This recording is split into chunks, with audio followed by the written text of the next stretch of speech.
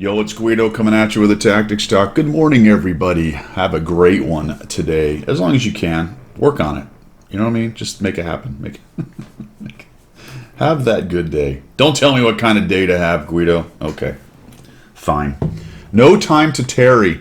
That's what we're calling this video. No time to Tarry. Get Tarry is our hero today. 2016 underscore 2016. Clan Fox 1. Fox 1 in the face, you never saw it. Fox 1 in the face, you really bought it. Fighter pilot song. Anyway, 4202 FV version. Are we... Where is the camo, Terry? Come on. Alright. Abbydorf. Himmel's Abbey. Pause. Stretch. Move. Coffee.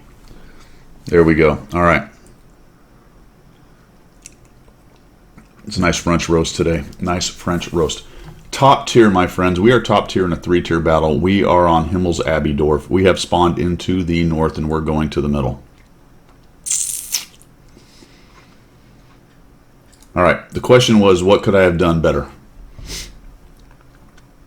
The middle top tier in a 3-tier like this, with this setup, probably not your best place. It can be fairly decisive if they invest a bunch of tanks and you have a brawl and you win. Ooh, shoot that guy. No, don't shoot that guy. Just let him go. He may have actually been a little bit below there. It can be decently decisive. I just find a couple things happen here, and none of them great. I go there and I get bogged down in a fight with a lot of lights and stuff, and Artie is shooting me, and we have our little Abbey fight, and it doesn't really matter too much. Or I push in hard, try to take this position, and then they counterattack with 3 or 4, and I die. Very rarely do I find that I take the middle on this map and I dominate the game, because you don't have any shots on the 8-9 line, which is not that important, but you don't. Well, that's not true. You have some over here, okay? You have some through this area if you're on the other side. You have some shots over on the 1-2 line, but it's only through the little holes, and everyone kind of knows they're there, and they're hard to make happen. When they do, they're fun, but it's not an automatic thing. It's a central controlling position that doesn't influence very much. That's my problem with the middle. Also, too, and in addition to, bro, we're top tier, my friend. We are top tier. We have to put damage down range early and often in order to win this game. We're one of the 4 tier 8s, one of which is an artillery on our team. Fairly decent hold down capability. Pretty good turret. Man, I just think you go help the T-32 on the 1-2 line, and bro, it's over. I mean, the T-32 is a good tank for over there. So we kind of go over here and we're trying for shots like this. There we go. And we automatically get spotted and we hang in. Oh boy, I don't know if I would sit there. Oh geez. And we get away with it. A couple shots came back, we didn't take any damage. Oh, kill the M44. Kill no, stop. No. Get him. Oh my goodness gracious. Also opportunities, right? So we've gone to a position that I think is probably not a great spot, really, initially. Now they know we're here. We got 194 damage, 224. Man, we really let that M44 get away. And we're just going to kind of hang out here. So, no time to Tarry. I can't emphasize enough for you guys out who are trying to get better at this game. The way you win this game, in general, is reduce the enemy hit points faster than they reduce yours.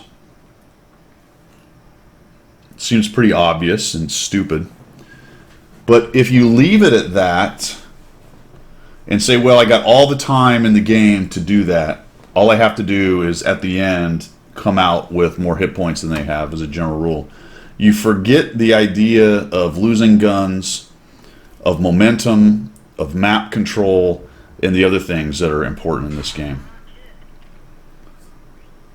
So if we screw around too long waiting for the game to happen, waiting for our opportunity, and the other team is not, they're taking their opportunities and reducing our hit points, then we end up losing more often because of that. So the T-32 is about to get swarmed. You did 194 and 281 assists right here. Had you been over there on the west side, that west side's collapsed. You've killed all those tanks, and you're moving on to bigger and better things. And right now we're not really reacting either. So let's take a look at it. It's one thing to say you should do this, should do that. It's another thing to describe exactly what it is. At this point, it's time to get back up to here and start trying to stop these dudes as they're going to push in. Fortunately for your team, the Emil went over to the 8-9 line and has basically been stuffed like most things that go 8-9 line get. So he is a tier 8 that kind of took himself out of the game. And that's a little bit, a lot of bit actually, why your team is still in the game. You went to a position that didn't help your team, and he went to a position that didn't help his team. And so you kind of neutralized each other in terms of map control, damage done, and momentum, right? So neither one of you really had a whole lot to do with it. So you had two options. Go back over here, although your guys are actually fighting pretty well. The Thunderbolt and the 3601 have made a bit of a return. The Barask, though, is going to have his way. So either, and I think you're late to do that, either earlier go over and help the 1-2 line, or at this point, look at the mill. Let's get over there and get rid of this guy. Right? That's your next closest croc to the boat. It's priorities now. So at this point, with less guns in the game and more or less an even game, now it's a little bit more about putting out fires where you need to be putting out fires. And all we do is we get out of the Abbey, and now we sort of drive around in this lower place right here. So I'm just going to pause it once again, and I'm going to ask you the question. Just think about it. What's the purpose? What are we doing? What are we trying to accomplish right here? Most people say, well, I'm looking for targets. I'm looking for something to shoot. Okay. Who? Well, I don't know. Someone in the middle. Well, there's nobody in the middle. Okay, I'm going and I'm looking at the cap. Why? You have a problem here with the Barask and ARL, and you have a worse problem, I think, up here in the Northeast. These are known issues, especially the Northeast, where I can help a relatively powerful portion of my team quickly because I could have just driven right across and got there. Time-wise, I get there faster. I eliminate their aggressive players, and I free up all of these guys up here in the north to do something else than sit here and stare on a corner, right? And if I'm thinking, well, I'll go push their cap, that you're alone. So whatever is camping at the cap will be camping at the cap later, more than likely. The only time people who are camping at caps move out is when it looks obvious that they're going to win. All right, I know that's an absolute, and yes, sometimes there's a smarter player and they move a little sooner. But there's no reason to bring them into the fight earlier than you have to, is the bottom line here. So we just kind of wander into the middle and we look at that guy. And then we have an E25. And it looks like finally one of their campers actually moved forward. And we find the M44. And while I do approve of this, very nicely done, we shoot and we just chill. So we've lost over on the west side. The E25 actually killed our Sioux 130, and it looks like maybe we're finally starting to move over here. And really at this point, this position becomes untenable because now the Barask and the ARL are going to own the west side of the map and see you wandering around in the middle. So I think this is a good idea to get out of there.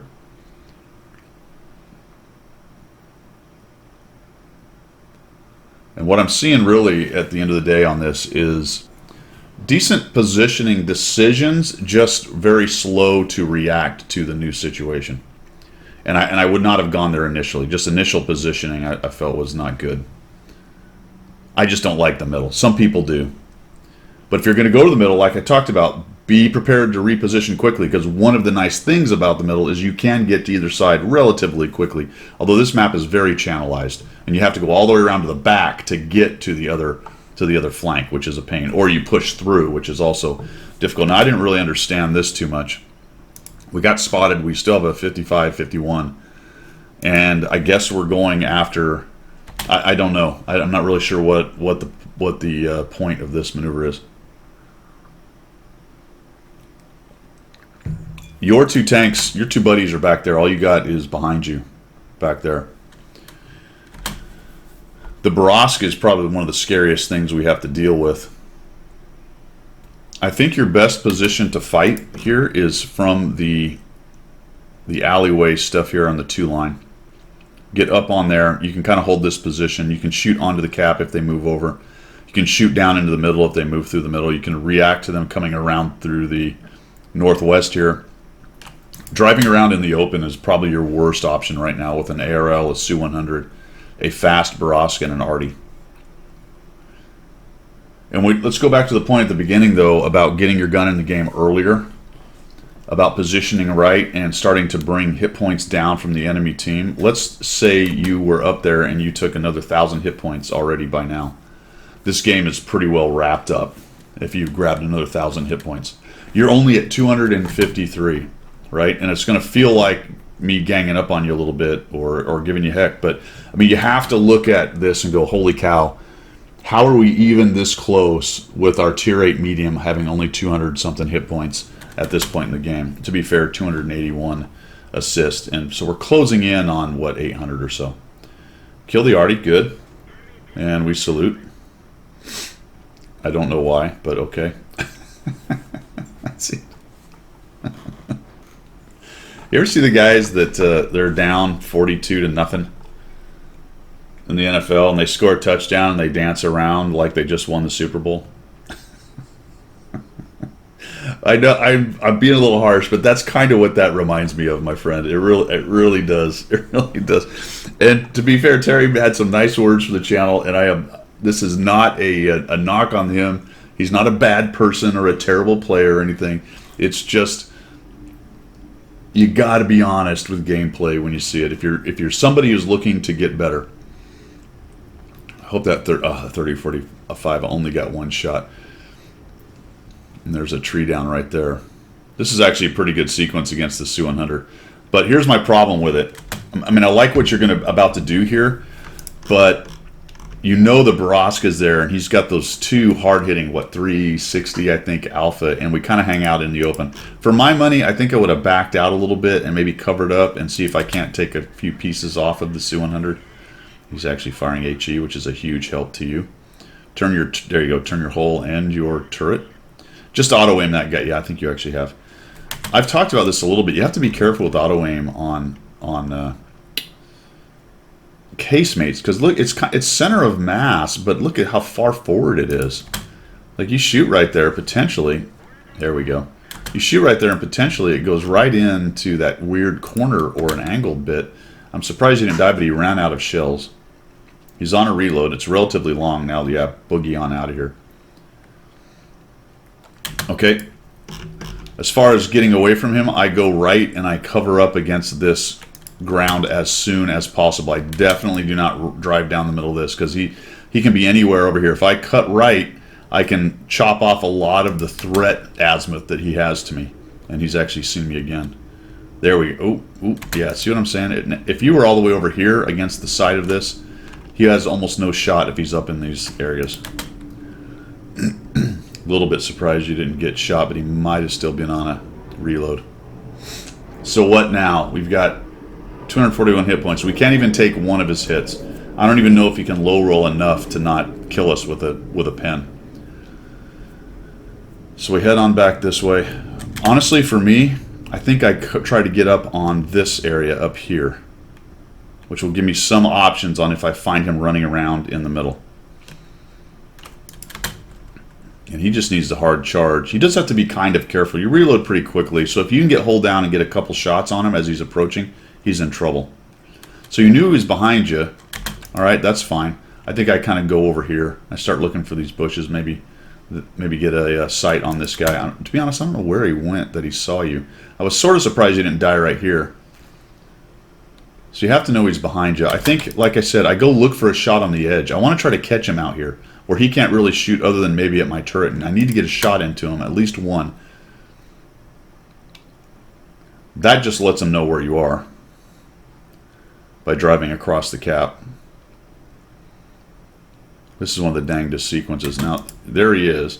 He's going to be careful. I don't think he actually shoots. Because he knows if he takes... Ooh, God. Like, I don't even know... Oh, he bounced. Okay. Very lucky. So there's one shot you needed. You need at least 2 more. Probably 3, unfortunately. You're going to need a high roll, really, to take him out at 558. 2 high rolls. This is kind of gutsy. I think if I was him, I'd just drive up. Although he did fire, so what he probably did is hit C and he's on a reload. If you really want to know where he is, you go to this edge, take a peek, and then cut back over this way. We're going to play a ring around the rosy. Not a bad idea, though. He's on a reload. You know, if he makes a mistake and for some reason is just sitting down here, maybe you get into him before he's reloaded. 3 kills, 1,500 damage, 281 assist, and we're playing a ring around the rosy with the Barask. I was kind of surprised he wasn't hiding behind this rock, just waiting for you to come up. We drive around this way. Where is that cheeky little bugger? And we head down. So now that it's been so long, and it looks like he actually come up. I was going to say maybe go across here, but I think he shoots you in the back if you'd have tried that, unfortunately. What you want to try to do is something different. All right, if you're going to drive like this with a guy coming at you, make sure you turn around looking at him.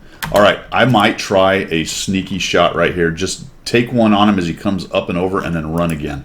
And try to get a reload before he gets another shot. You just want to try to get a shot before he... And we just turn around. So again, I don't think this works. If you get around this corner, even pointing that way, turn your turret around. Try to shoot him once as he comes around the corner and then run around the corner after you shoot. Hope he misses or doesn't take the shot and get your reload in. Because this is just going to maybe get you one. He misses and that was awesome, but there you go.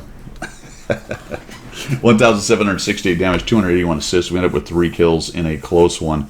And, you know, the answer to what could I do better on this is you had to get your gun in the game earlier. This one's pretty easy. It really is. When you're top tier, I